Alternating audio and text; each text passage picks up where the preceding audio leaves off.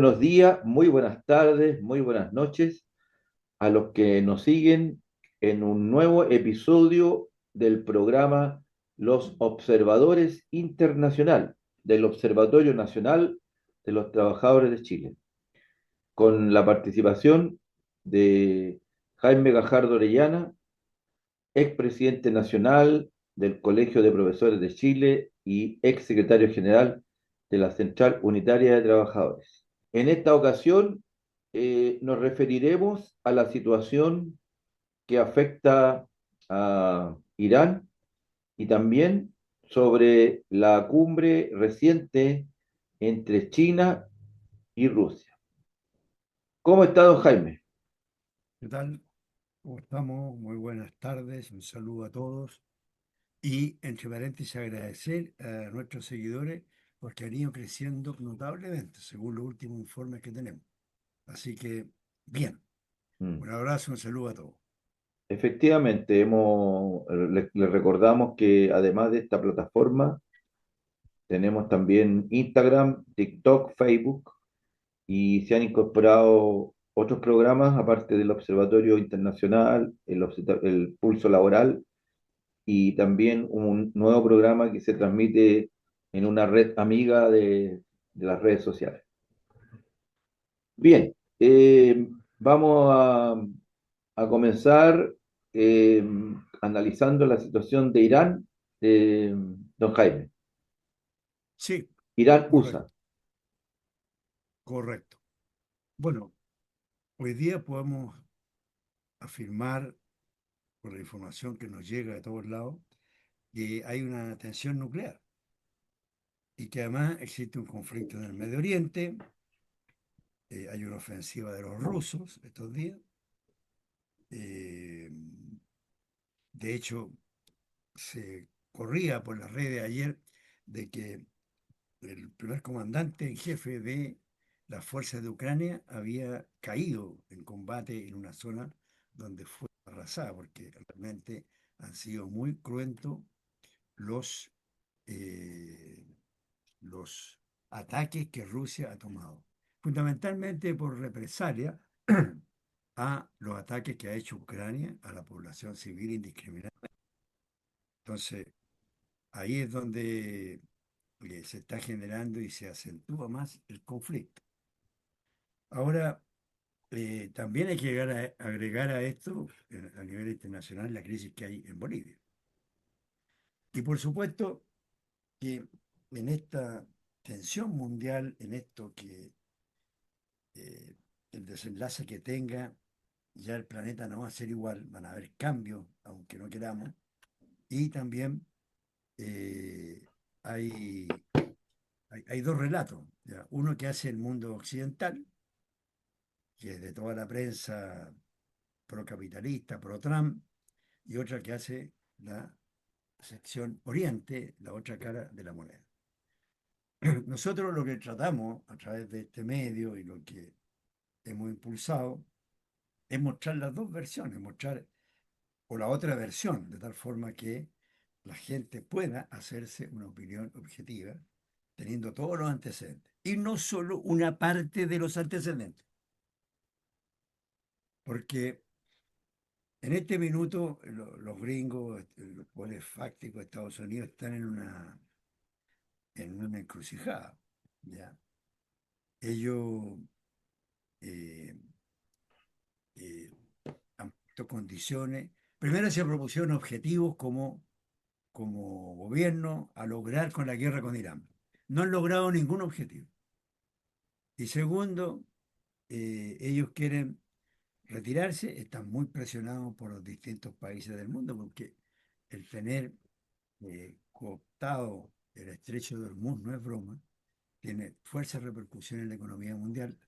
Entonces, lo, eh, no han cumplido su objetivo. ¿Ya? Y no se pueden retirar así por así, porque eso significaría una derrota para Estados Unidos y apresuraría su caída, que ya todo el mundo habla de la caída del imperio yanqui. Entonces está súper complicado el tema. Han habido intentos por buscar un acuerdo. De hecho, el comandante en jefe de Pakistán, imagínate, hizo de intermediario, pero todavía no se sabe el desenlace estos días de lo que ha ocurrido, de las condiciones que puso Trump y las condiciones que puso Irán. Eh, Peligro a que el conflicto vuelva. En Chile se ha desatado el conflicto, pero está con una especie de pausa, de status quo. El que vuelva es inminente y puede haber un, un despliegue armado de ambas partes muy potente durante estos días. O sea, estamos en un momento importante en este momento desde el punto de vista global. ¿Ya? Igual cosa lo que está pasando con Rusia, que ahí todo indica que los rusos van a llegar a Kiev. Y también queda claro que después de toda esta guerra el mundo no va a ser el mismo. ¿Ya? Eh, lo multipolar ya se está instalando en todos lados y Estados Unidos, con todo su esfuerzo y con todo lo que trata de hacer, pues el mundo unipolar se le escapa de las manos. ¿Mm? Yo quiero recordar eh, que es difícil el acuerdo, porque ¿qué es lo que piden los iraníes? ¿Ya? Primero que ellos van a seguir enriqueciendo el uranio y en ese camino no van a desistir. Antes a lo mejor sí, pero ahora no, eso ya lo han dicho expresamente. También el control del estrecho de Hormuz, que ha sido una muy buena táctica desde el punto de vista de la guerra para los iraníes, tampoco lo van a entregar así por así, a no ser que sea con muchas condiciones. El hecho de que ellos, el pueblo iraní, el gobierno entregue misiles, drones, toda su tecnología, tampoco es posible. Eh, eh, Apoyar a las fuerzas proxy que están rodeando a Irán, pero que apoyan a Estados Unidos, también es difícil que eso no suceda. Y eh, eliminar las sanciones económicas que le ha impuesto Estados Unidos a Irán también se ve súper complicado. O sea, eh, lo que quiero decir es que las condiciones que parecen de sentido común, muy claras por parte eh, de Irán, o los puntos para llegar a un acuerdo, se ven muy difícil porque eso significaría que Estados Unidos se devuelve a su país y se devuelve derrotado. Y esa sensación es la que no quieren dar. Por eso es que todos estos intentos de acuerdo eh, han fallado, está por verse, no está claro. ¿Mm?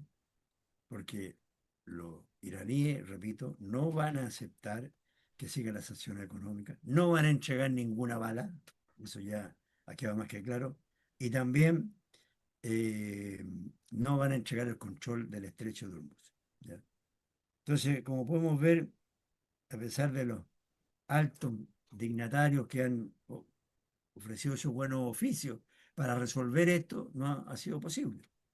Estamos en un momento difícil, en el peor de los mundos. ¿No le parece, estimado? Sí, la verdad es que la situación internacional se ve bastante compleja y este año ha sido muy, muy compleja por todas las accionar que ha tenido Estados Unidos, porque él ha sido el agresor. Recuerden ustedes que esto comenzó, digamos, desde el año pasado con el asedio hacia Venezuela, luego el tema de la postura de Maduro, luego el acoso hacia la isla de Cuba y posteriormente el ataque a Irán, porque seguramente Trump y su gente calcularon que después de lo que habían hecho en Venezuela iba a ser un paseo lo de Irán, pero efectivamente no ha sido así. Irán, no siendo una gran potencia, es una potencia mediana, logró resistir y lo ha hecho hasta ahora de una manera bastante efectiva en una guerra simétrica, con la utilización de tecnología bastante ingeniosa en contra de todo el poderío norteamericano. Pero bueno, eso es parte de la narrativa que nosotros, como decía don Jaime, queremos tratar de contraponer al relato de los grandes consorcios y los medios de comunicación controlados por los grupos económicos.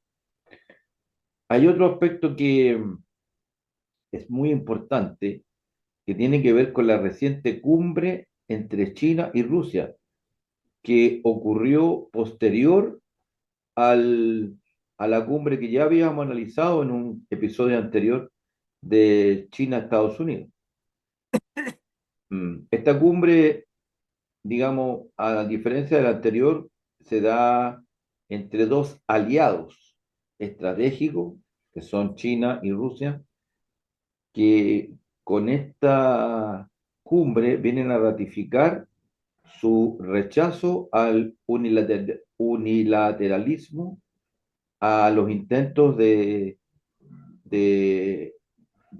instalar, digamos, una hegemonía única, ¿ya?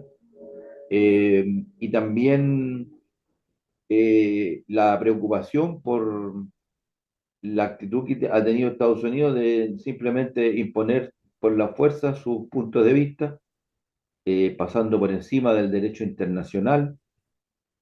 Eh, También hubo una crítica a lo que es el proyecto de defensa antimisiles de Estados Unidos, la denominada Cúpula Dorada, y también los intentos de militarización del espacio, que como todos sabemos, China está en una carrera espacial, pero por lo menos ellos lo ven como una manera científica, ¿ya? De avanzar, pero el peligro, digamos, de la militarización del espacio es un tema que no es menor.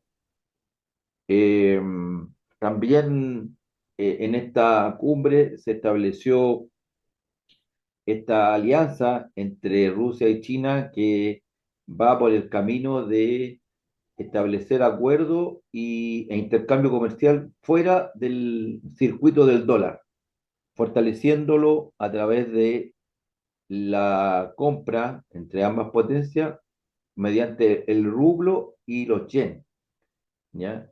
Por lo tanto, de esa manera logran esquivar todo este control, digamos, que tiene Estados Unidos, que como sabemos controla a través del dólar y a través del sistema SWIFT todo el sistema bancario. Es por eso que Rusia también, al establecer estos acuerdos con China, logra tener un espacio de comercio, puesto que hay que recordar que Rusia está con sanciones, ¿no es cierto?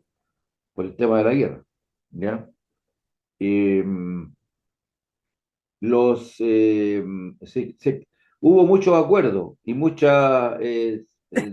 convenios que se firmaron entre, entre China y Rusia, como la ayuda militar mutua, ejercicios conjuntos, y una de las cosas muy importantes que tiene que ver con el tema del gasoducto, que es un gasoducto que se está construyendo que va desde Rusia a China para entregar, ¿no es cierto?, gas a China. Y bueno, ahí se está discutiendo eso porque es una mega obra que también va a eh, fomentar, ¿no es cierto?, la cooperación económica entre estas dos grandes superpotencias. Y además que es una clara señal de que hay un eje que se está conformando, que es, digamos, antagónico al eje que representa Occidente, ¿ya?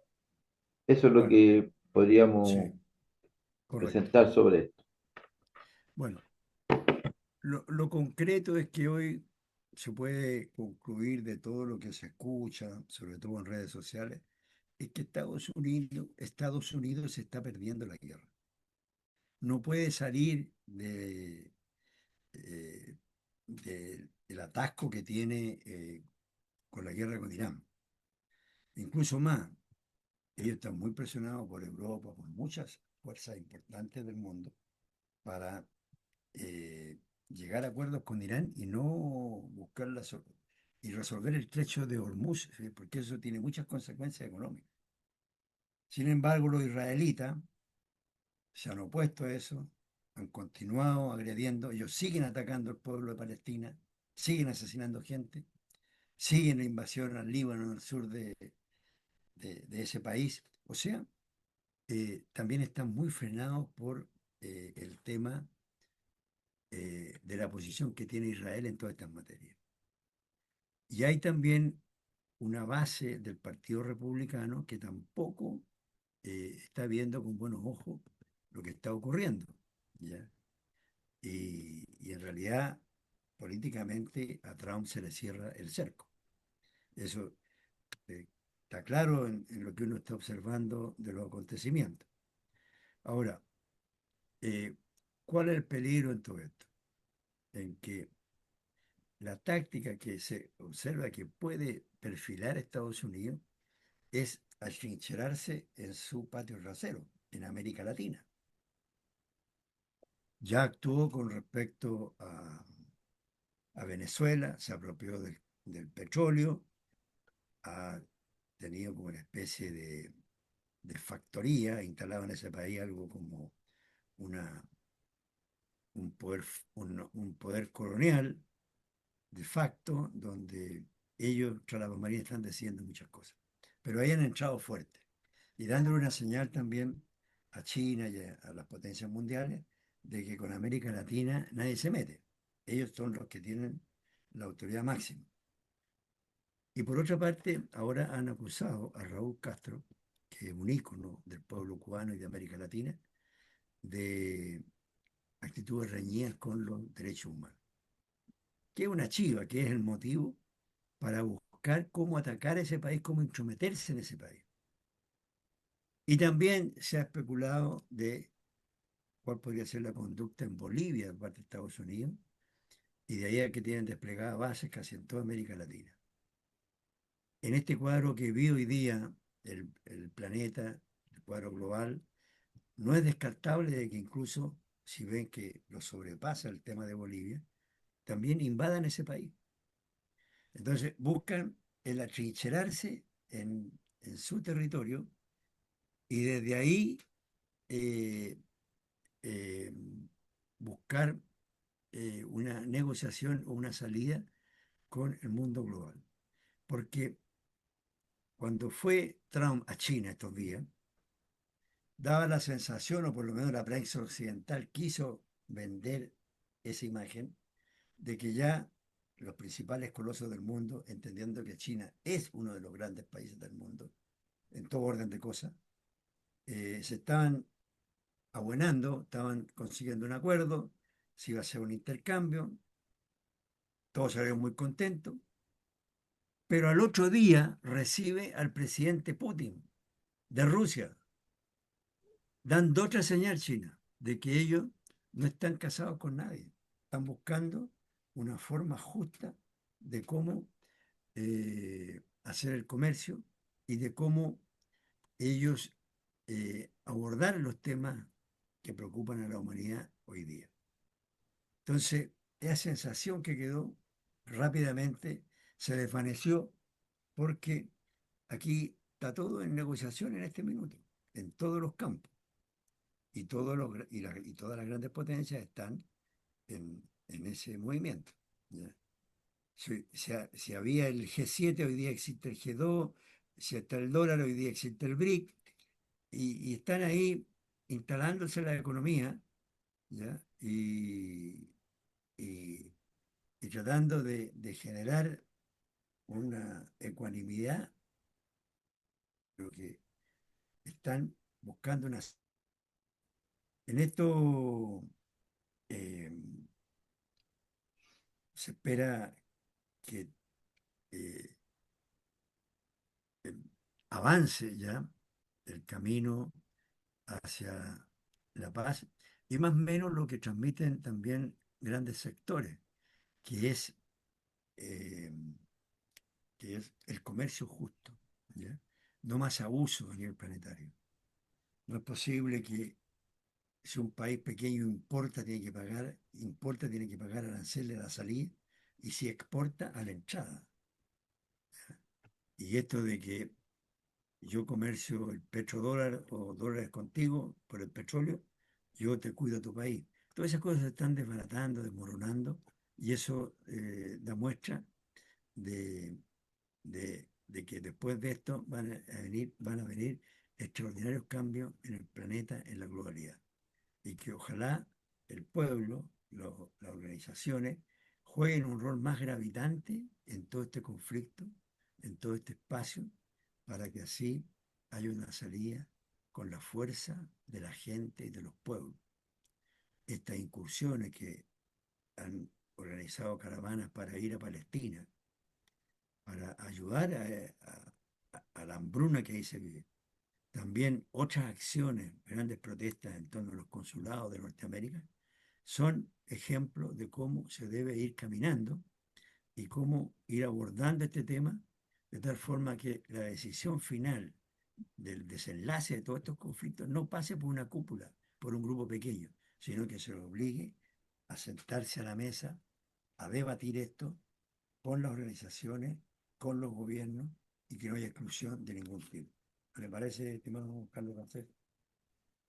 Bueno, efectivamente es así y quisiera referirme un poco al tema de Cuba, que efectivamente Cuba, o sea, perdón, Estados Unidos está ejerciendo la máxima presión en este momento después de los 60 años, 61 años de bloqueo, porque el, la intención de Estados Unidos es doblegar a Cuba, pero no porque el sistema socialista haya fracasado, sino porque está sometido a un bloqueo y que en este último momento están utilizando como arma de destrucción masiva el estrangulamiento por el petróleo.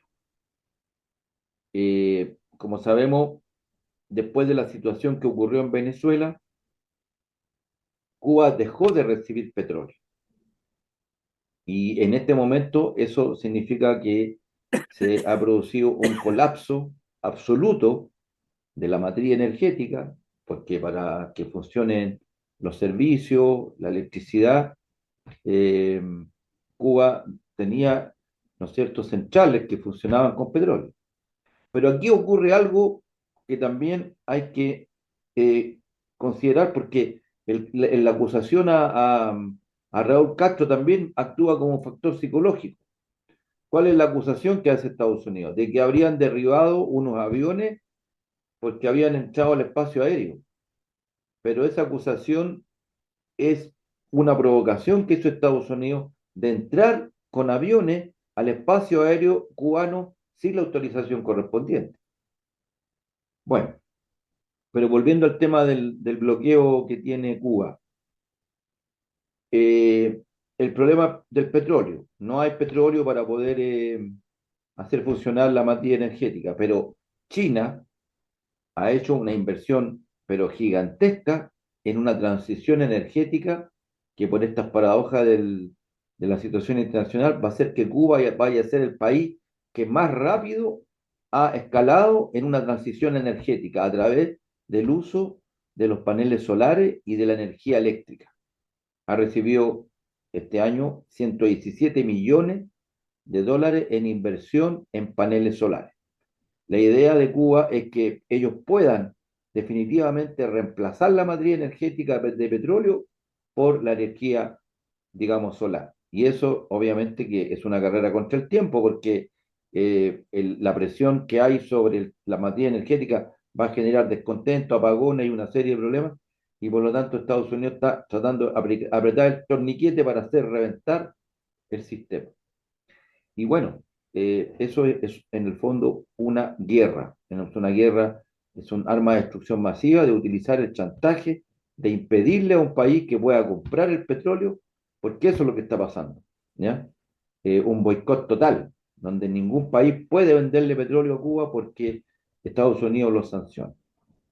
Y bueno, respecto al panorama general de América Latina, obviamente que la situación de Bolivia es una situación que demuestra que cuando el pueblo se organiza, cuando el pueblo tiene convicción clara, es capaz de oponerse a las políticas neoliberales, a esta venta de los recursos naturales que hizo el presidente actual de Bolivia.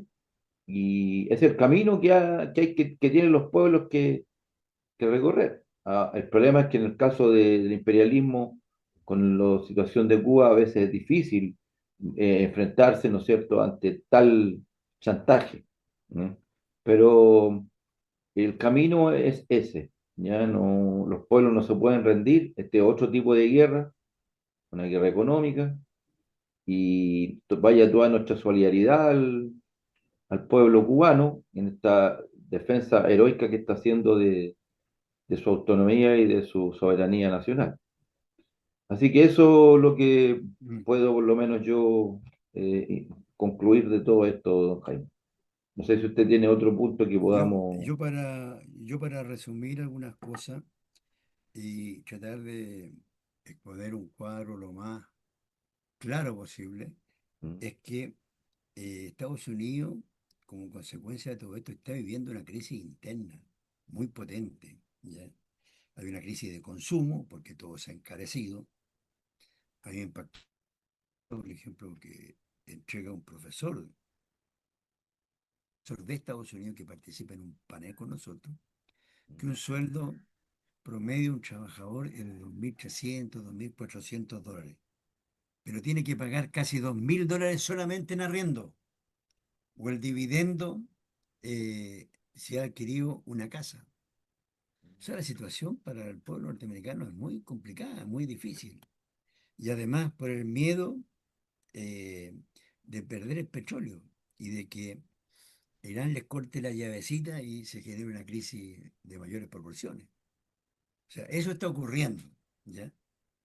Y junto con esto, bueno, y se expresa en la reacción de los mercados, porque cuando amenaza a Estados Unidos que va a invadir Irán y una gran ofensiva, sube el precio del petróleo. Y se habla de paz, de una pausa, baja el precio del petróleo. O sea, se produce esa oscilación y eso es inestabilidad, es crisis de los mercados y evidente que está golpeando a Estados Unidos y también a Europa colateralmente, ¿ya? Bueno, eso se está dando de esta forma, ¿ya? Y eh, afirmar, sí, que en el caso de Cuba, recuerden que la revolución cubana fue el año 59, el 60 ya había un gobierno operando. Eh, Son más de 60 años, pero decía la gente que en Cuba esos 60 años no se ha vivido todo en pura desgracia y en revés económico y en apretarse el cinturón y todas medidas de emergencia, ¿ya? Hubo un periodo de crecimiento porque estaba en la Guerra Fría el bloque soviético que hacía comercio con Cuba y eso permitía que el pueblo cubano accediera a las cosas más fundamentales sin grandes dificultades. Pero eso se fue deteriorando en el tiempo porque eh, vino la caída de los muros, las catedrales, ya no había con quién comerciar, no podía Cuba vender sus productos, y ahí se produce un apretón mayor, porque esto viene de antes, de principio de la revolución, de Estados Unidos, de prácticamente cerrar un cerco, ¿ya? De sancionar a las empresas que quieren comerciar con Cuba. Esta misma situación, ellos han buscado salidas por la salud, por la educación, han organizado seminarios, contaban con mucha simpatía, pero hasta todas esas cosas están prohibidas. O sea, ellos poder captar ingresos, trabajar para recuperar ingresos o recolectar ingresos, se les hace muy difícil, están prácticamente horquillados, ¿ya? El turismo también ha sido duramente golpeado y afectado, pero la razón fundamental de el deterioro muy fuerte es el acoso, la presión, el estrangulamiento que está haciendo la economía norteamericana sobre Cuba y su gobierno. Eso es lo fundamental, ¿ya? No hay un problema de gobernanza, de capacidad de gobernar, que los dirigentes son muy incapacitados. No, sí, eso, todo, tienen las mejores personas, tienen los mejores hombres, las mejores mujeres para dirigir un país, pero están acosados, los tienen atrincherados, están horquillados. Aunque ellos sean creativos, a veces inventan piezas para sus motores, pero se les hace muy difícil si no tienen suministros básicos y no puedan comerciar con los países del exterior. Esa es la verdad, eso es lo de fondo. Y Estados Unidos hoy día les pone el pie encima, se lo pone a Venezuela, con los gobiernos colaboracionistas que están parcidos, que han ido ganando espacio, como Milei, Kass, Quiró, etcétera, quieren dar un aplastamiento total, de tal forma que América Latina le sirva solo a sus intereses y no a los intereses del pueblo de Latinoamérica. ¿Ya? Ese es el cuadro, esa es la realidad, y ante eso es lo que tenemos que reaccionar hoy día. ¿Ya? Negociando con los gringos, buscándoles la buena, no vamos a llegar a ninguna parte. ¿Ya? Aquí hay que irrumpir con los temas centrales, poner en el ruedo a los empresarios nacionales, plantear los temas fundamentales, las cosas necesarias para una reforma y empezar a caminar en esa línea. De lo contrario, solo vamos a rezar por nuestros muertos. Y eso sería muy, muy lamentable. Así que eh, seguiremos en esta línea de dar la visión lo más objetiva posible, mostrando todas las caras de la moneda para que estemos todos lo más informados posible y nos manejemos con todos estos elementos para entender la complejidad del mundo global hoy día. Bien, esto ha sido otro episodio de nuestro Observatorio Internacional, los observadores internacional realizando un análisis alternativo, crítico y con una visión de la otra cara de la medalla, como dice don Jaime, de la realidad internacional y cómo eso también afecta al movimiento, digamos, internacional. Bueno, síganos en nuestras redes, póngale a la campanita y nos estamos viendo en una próxima ocasión. Hasta Hasta luego. pronto.